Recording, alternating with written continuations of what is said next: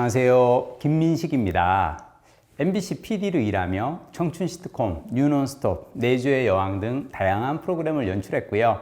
2020년에 명예퇴직 선택하고 지금은 은퇴자로 제2의 인생을 살고 있습니다. 저는 매년 200권 이상 책을 읽습니다.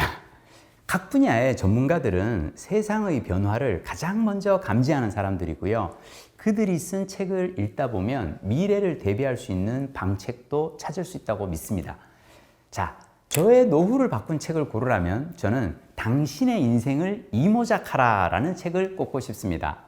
이 2005년에 나온 이 책의 부제는 생물학자가 진단하는 2020년 초고령 사회였어요.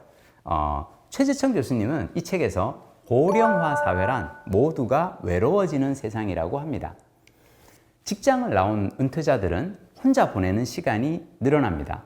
자, 그리고 부부가 같이 해로하면 좋겠지만 초고령 시대에 둘 중 하나는 배우자를 먼저 보내고 남은 인생을 살아야 합니다. 긴 노후를 어떻게 혼자 지낼 것인가? 최 교수님은 삶을 이모작한다는 생각으로 새로운 직업을 찾아가야 한다고 말씀하십니다. 자, 생물학자이신 이 최재청 교수님은 100세 시대에는 사람의 인생을 50세를 전후에 번식기와 번식 후기로 나누어야 한다고 말하십니다. 번식기에는 결혼하고 취직하고 자녀를 양육하고 살지만 50대가 넘어가면 자녀는 성장했고 직장에서는 더 이상 일을 할 수 없는 그런 시기가 옵니다. 지구상에 존재하는 생물종 중 번식이 끝나고 다시 한 세대를 사는 종은 없습니다.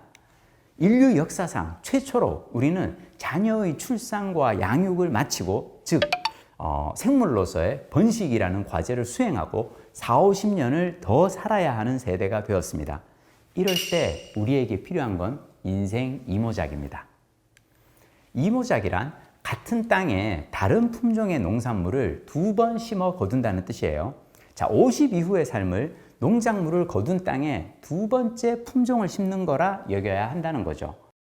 처음 심은 작물만큼의 그 수확은 어려워도 꾸준히 할 수 있으면서 약간의 생산성이 있는 새로운 일을 찾아보는 게 중요합니다. 무엇보다 이제는 은퇴에 대한 개념의 새로운 정의가 필요합니다. 예전에 은퇴란 자식들도 다 키웠고 근력도 예전 같지 않으니 그냥 집에 가서 편히 쉬라는 뜻이었죠. 자, 그건 평균 수명 60세 시대의 논리입니다. 이제는 은퇴를 하고 살아야 할 기간이 너무 길어졌고요. 평생 건강을 잘 관리한 사람들은 은퇴 후에도 웬만한 젊은이 못지않은 체력을 유지합니다. 제가 52의 나이에 MBC에서 명퇴를 신청했습니다. 저는 이제 50대가 되면 당당하게 첫 번째 직장에서 은퇴하고 제2의 인생을 시작해야 한다고 믿습니다. 제1의 인생의 직업으로부터 은퇴하고 또다시 제2 인생을 위한 직업에 뛰어들자고 하는 건 사실 은퇴하지 말자는 말입니다. 이제 우리 사전에 은퇴란 없다고 보는 편이 맞습니다. 물론 나이 50 넘어 새로 찾은 직업에서는 젊었을 때 다니던 그 회사에서 벌던 만큼 수입이 많지는 않을 겁니다. 저는 번식 후기의 삶, 세컨드 커리어에서 중요한 건 정량적인 보수가 아니라 정성적인 일의 품질이라 생각합니다. 젊어서는 우리는 직장을 다니며 하기 싫은 일도 해야 했고 가정을 위해 희생하기도 했을 겁니다. 자, 근데 은퇴하면요, 하기 싫은 일 억지로 하고 살 필요가 없어요. 좋아서 하고 싶은 일을 찾아서 할 수 있습니다. 나라에서 챙겨주는 연금에 너무 목을 매지 않았으면 좋겠어요. 스스로 일거리를 찾아 나서야 합니다. 물론 연금도 중요합니다. 든든한 뒷배가 될 거예요. 그렇지만 연금만 받고 아무런 일을 하지 않고 사는 삶은 보람이 없습니다. 자, 제2 인생에서는 국가로부터의 복지의 혜택을 받으려 하지 말고 사회에 봉사하고 헌신한다는 자세로 살면 어떨까요? 출생률 저하와 고령화로 인해 갈수록 사회가 필요로 하는 노동력은 줄어들 것입니다. 이제 우리는 평생 일터에서 배운 경험을 토대로 나이 50 이후에도 사회 환원 차원에서 새롭게 일을 찾았으면 좋겠습니다.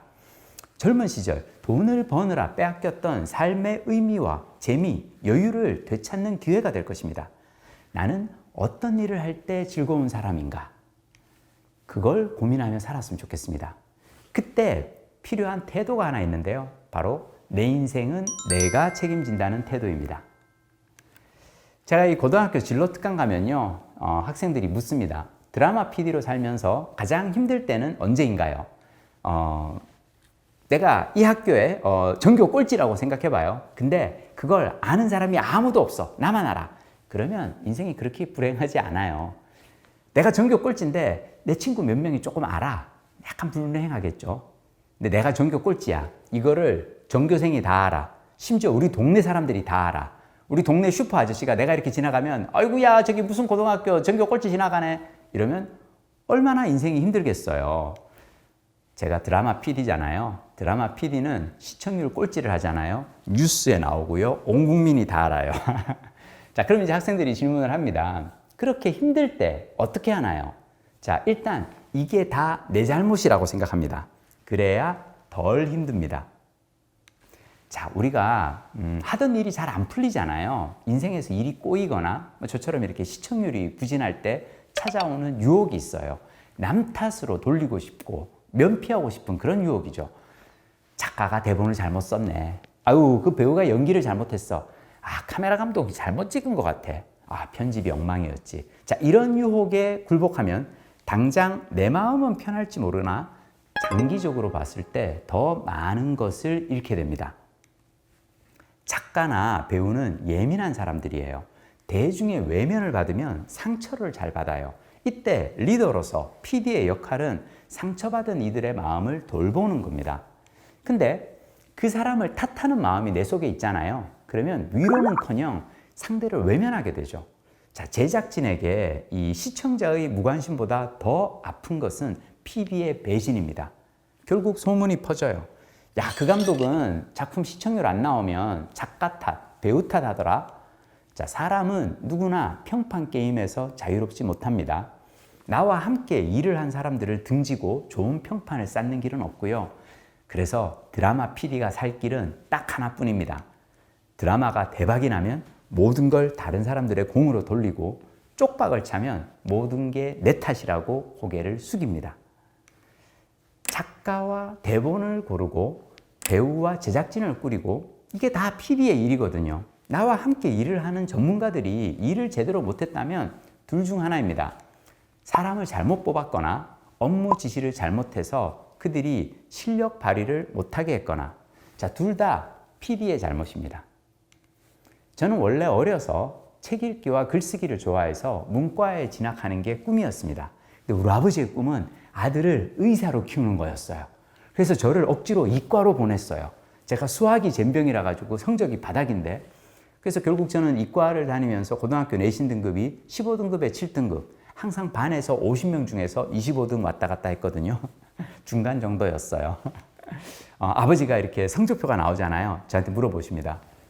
너 이 성적 가지고 의대 가겠니? 아니요. 아유, 못 가죠. 아니, 전교에서 몇 등 안에 들어도 갈까 말까인데 반에서 중간 정도 하는데 어떻게 의대를 가겠어요? 네가 성적이 부진한 건 의욕이 부족한 탓이야. 자, 의욕 부족은 매로 다스리면 돼 하면서 매를 드셨고요. 성적표가 나올 때마다 그냥 숱하게 맞았습니다. 한 번은 제가 맞다 이러다가 맞아 죽을 것 같아가지고 그냥 도망간 적이 있어요. 와다다닥 그냥 현관 문 열고 집 밖으로 도망갔어요. 그 다음부터 이제 아버지가 저 때릴 때 옷을 홀딱 다 벗기고 때리십니다. 팬티 바람으로 이제 매를 맞아요. 왜냐면 팬티 바람으로는 제가 집 밖으로 도망갈 수가 없잖아요. 제가 그때 고민 많이 했습니다. 맞아 죽는 게 나을까, 쪽팔려 죽는 게 나을까. 아마 맞아 죽는 게 낫다고 생각했나 봐요. 제가 팬티 바람으로 맞다가 도망간 적은 없거든요. 고등학교 3학년 1학기 중간고사 정도에 왜 이 대입시험 모의고사를 봅니다. 또 반에서 22등을 했어요. 아버지가 다시 매를 드셨어요. 이 자식이 아직도 정신을 못 차렸네. 제가 그때 무릎 꿇고 이렇게 앉아있다가 벌떡 일어나가지고 아버지 팔을 딱 잡았어요. 아버지 눈을 딱 보고 이렇게 얘기했어요. 아버지, 솔직하게 말씀해 보세요. 지금 아버지가 저를 죽어라 하고 패면은 제가 성적이 올라서 6개월 뒤에 전교 5등 안에 들어가지고 막 의대 가고 막 그럴 수 있을까요? 아버지 눈빛이 흔들리더라고요. 그건 불가능하다는 걸 아버지도 아시죠. 아버지, 솔직히 이거 아버지 그냥 붕풀이 하려고 저 패는 거잖아요. 저 맞으면 근데요, 며칠 동안 맞은 자리가 아파가지고 오히려 공부에 집중이 안 돼요. 근데 아버지, 저는 의사가 제 적성이랑 진짜 안 맞아요. 근데 제발 그 의대 가라고 하는 그 아버지 고집만 좀 꺾어주시면 제가 열심히 공부해서 6개월 동안 어떻게든 죽어라 공부해가지고 공대라도 한번 가볼게요. 아버지가 이렇게 가만히 듣고 계시다가 네 맘대로 해 이 자식아! 이렇게 가시더라고요. 제가 그날부터 미친 듯이 공부를 했어요. 자, 내가 살 길은 아버지로부터 달아나서, 고향으로부터 달아나서 서울로 가는 길이라고 생각했어요. 어떻게든 서울에 있는 수도권 대학에 입학을 해야 아버지의 품으로부터 도망갈 수가 있잖아요. 자, 그래서 6개월 동안 진짜 미친 듯이 공부했어요. 죽어라 공부했고, 드디어 6개월 후 대입시험에서 제가 반에서 2등을 합니다. 6개월 전에 22등이었는데 2등. 학교에서 난리가 났어요. 민식이가 뭐 컨닝을 했니 뭐 어쩌니. 정말 근데 제가 죽어라 공부했고요. 그 덕분에 제가 이제 한양대 자원공학과 공대 입학을 했는데요. 근데 제가 대학 다니면서 참 우울했어요. 제가 그 자원공학과 그 석탄채굴학, 암석역학 공부가 정말 저하고 적성에 너무 안 맞았거든요. 아니 그냥 강의실에 앉아서 공부를 하는 것도 이렇게 재미가 없는데 이거를 일터에 나가서 남은 수십 년 동안 내가 평생 이 일을 하고 살아야 된다고? 좀 그거는 내 인생에 대한 예의가 아니라고 생각했어요. 그때 제가 진짜 아버지가 원망스러웠어요. 내 인생은 아버지가 망쳤구나. 그때 곰곰이 생각해 봤어요. 20살에 내 인생이 불행한 건 아버지 탓이에요. 근데 언젠가 내가 나이 40이 되고 나이 50이 되어도 불행하다면 그것도 아버지 탓일까요? 아니잖아요. 어른이 된 내가 나 자신의 행복을 위해서 뭔가 노력할 수 있는 게 있는데 그걸 하지 않은 거거든요. 저는 그날 딱 결심했습니다. 지금 이 순간 내가 불행한 건 아버지 탓. 근데 오늘 이후로 내가 불행하다면 그건 내 탓. 그리고 저는 나의 행복을 위해서 최선을 다하기로 마음먹었습니다. 만약 아버지가 아니었다면, 아버지가 저 의대 보내려고 막 이과로 억지로 강제로 이렇게 보내고 그러지 않았다면 저는 아마 문과를 선택하고 국문과에 가서 좋아하는 책 마음껏 읽고 영문과에 가서 영어 공부를 했겠죠. 그래서 저는 공대를 다니면서 마치 내가 국문과생이라고 생각하고 도서관에 가서 미친 듯이 책을 읽었고요. 영문과 청강생이라는 자세로 혼자 독학으로 영어 공부를 했습니다. 그 덕분에 제 인생은 바뀌었고요. 자, 남이 망친 인생이라고 남 탓만 해서는 답을 찾을 수가 없어요. 해결책이 나에게 있다고 믿어야 무언가 시작할 수 있습니다. 내가 불행한 게 아버지 탓이야, 남편 탓이야, 아이들 탓이야, 사장님 탓이야. 자, 남 탓으로 돌리는 사람은 내 인생의 주도권을 남에게 던져주고 사는 겁니다. 내 인생을 바꿀 수 있는 사람은 나 자신이라고 믿는 태도, 거기에서 행복한 인생 이모작은 시작됩니다.